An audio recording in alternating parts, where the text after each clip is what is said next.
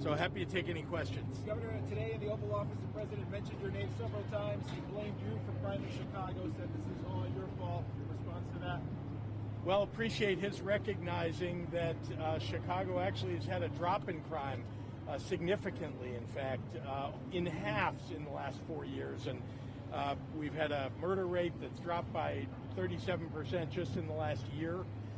We're very pleased about the progress that we're making. I know that I live rent-free in the president's head, and I wish he would spend some time in Chicago so that he could see what a lovely city we have. Governor, quick follow-up. What do you do if the National Guard is activated and comes here?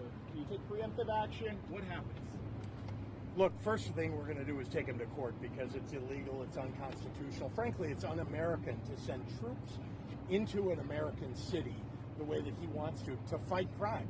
There is literally a law in the books that says he's not allowed to do that. So we're going to stand against that. We're going to make sure that he's held accountable for that. And most importantly, he should know that there is no emergency in the city of Chicago. I think you can see what a lovely place this is. I just walked on the lakefront this morning and walked to dinner last night with my wife. Yes, like other major cities across the United States, there is crime. But indeed, it is dropping precipitously in the city of Chicago, and it's in part because of the work that we're doing at the local level. If he wasn't taking away funding for police, if he wasn't taking away funding for fighting crime, things would be even easier. But unfortunately, he is creating a challenge for all of us and defunding police. Governor, has there been any communication with the DOD or with the administration since that report Saturday? The president even hinted that maybe he would seek your cooperation in this, and then he kind of reversed that. Well, strangely, the president seems afraid of me and won't call. So I have not heard from the president, haven't heard from Secretary Hegseth, haven't heard from anybody from the administration about what their plans are. We only read about it in the Washington Post and understand that they have some plan that they've been putting together. So we're making sure that we're prepared, that we're ready to go to court, and that we're pushing back on the narrative that he has that somehow there is a problem in the city of Chicago that is worse than other cities across the country. Let me add one more thing. There are 30 major cities across the country whose crime rate has gone down, violent crime rate has gone down by 17% over the last year. Ours has gone down 31%.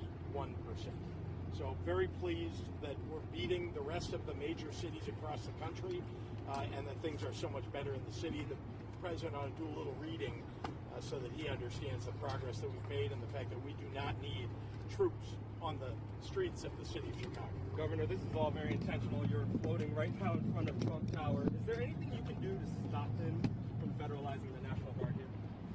Look, we're going to take him to court.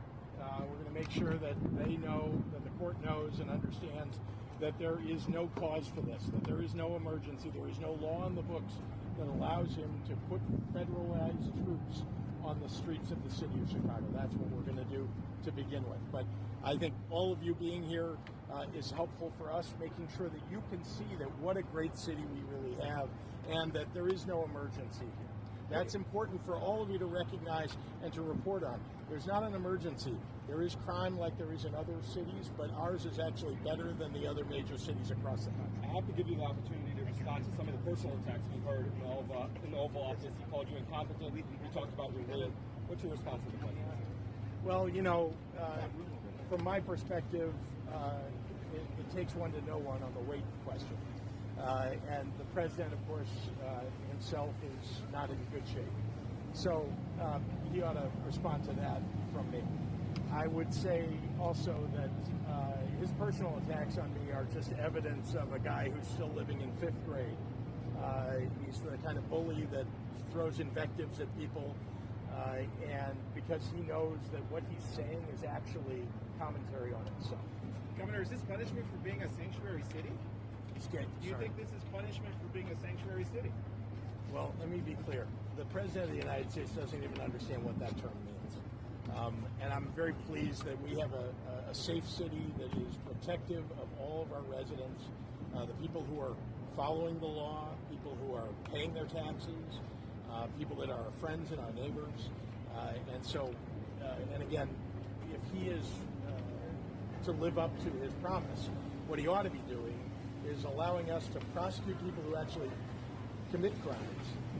And if they are undocumented, we would keep them in prison for whatever term they are committed to, and then deport them. We've asked for that. That doesn't seem to be what this president wants to do. He just wants to pick people up off the streets without warrants and toss them out of the country. Some of them even have been U.S. citizens. Last question. I've done a lot of reporting on the Posse Comitatus Act.